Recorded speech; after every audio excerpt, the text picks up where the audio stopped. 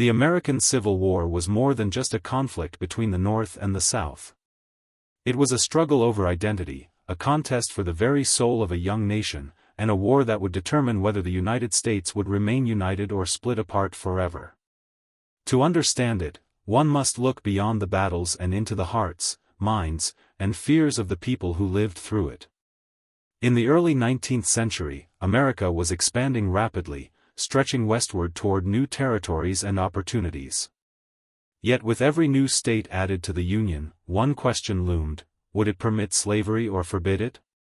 The South depended heavily on slavery for its cotton plantations, while many in the North opposed it morally and politically. This divide wasn't just about economics, it was about two conflicting visions of what America should be. The fragile balance between free states and slave states began to crumble in the 1850s. The Compromise of 1850 and the Kansas-Nebraska Act attempted to hold the Union together, but they only deepened tensions. Violence erupted in Bleeding Kansas, where pro-slavery and anti-slavery settlers clashed.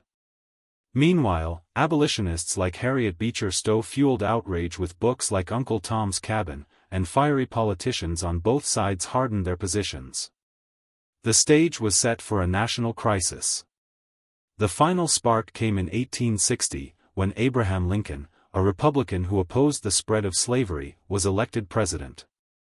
Southerners feared that Lincoln's victory spelled the end of slavery and the destruction of their way of life. Before Lincoln even took office, 7 Southern states seceded from the Union, forming the Confederate States of America, with Jefferson Davis as their president. Lincoln faced the impossible choice of letting the Union fracture or taking a stand to preserve it.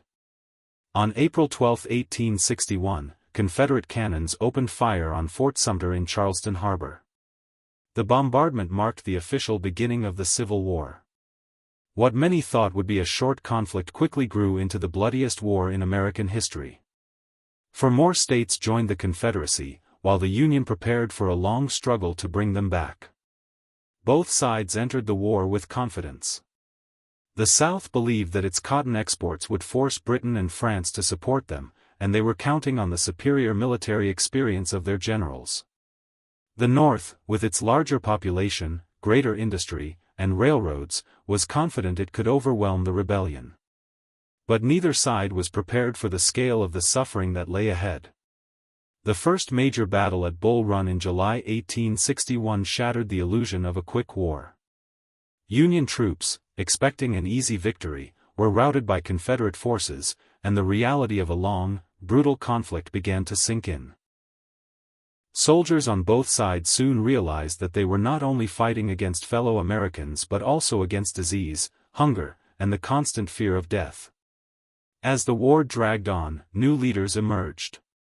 For the Confederacy, General Robert E. Lee became a symbol of Southern strength and honor, leading his Army of Northern Virginia to impressive victories despite being outnumbered. For the Union, it took time to find capable commanders, but eventually Ulysses S. Grant rose to the challenge, demonstrating relentless determination and a willingness to fight until the Confederacy was broken. The battles were devastating.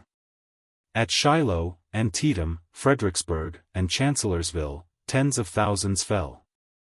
Antietam, in September 1862, remains the single bloodiest day in American history, with over 22,000 casualties.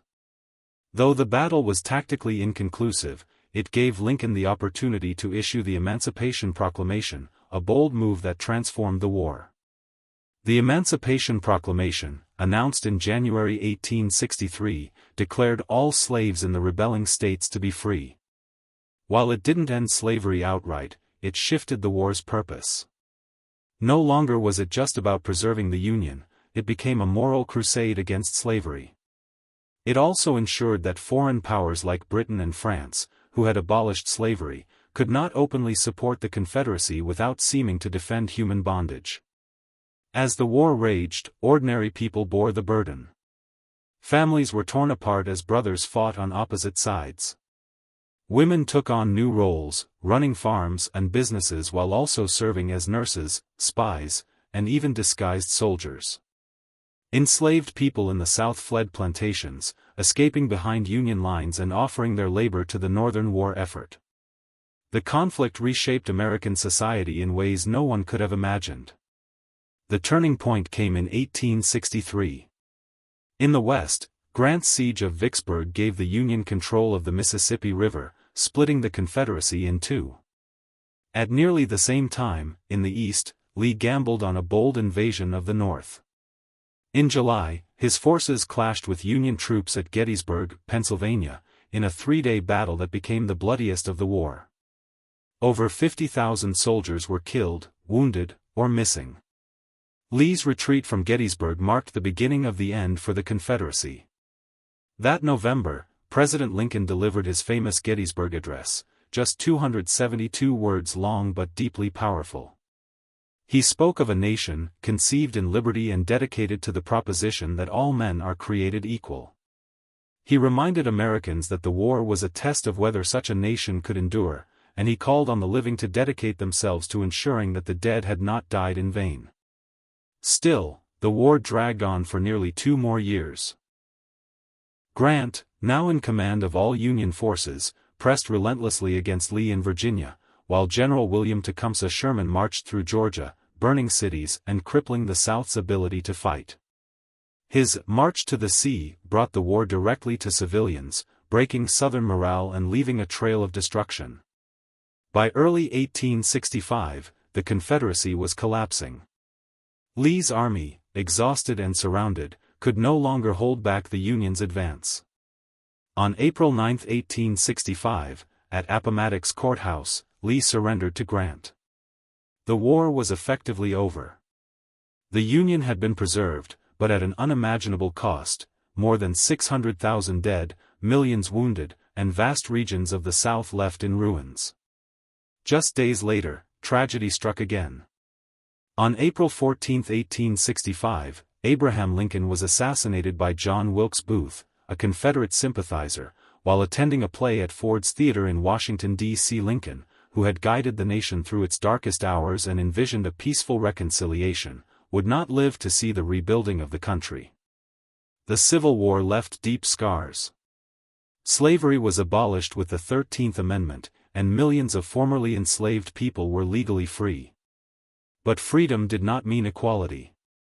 The South entered a long and painful era of Reconstruction, marked by political turmoil, racial violence, and struggles over civil rights. The nation had been saved, but the wounds of the war would take generations to heal. The legacy of the American Civil War is still felt today.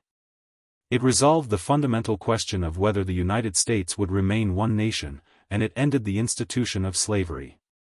Yet it also exposed the deep divisions in American society, divisions of race, region, and ideology, that continue to echo through history.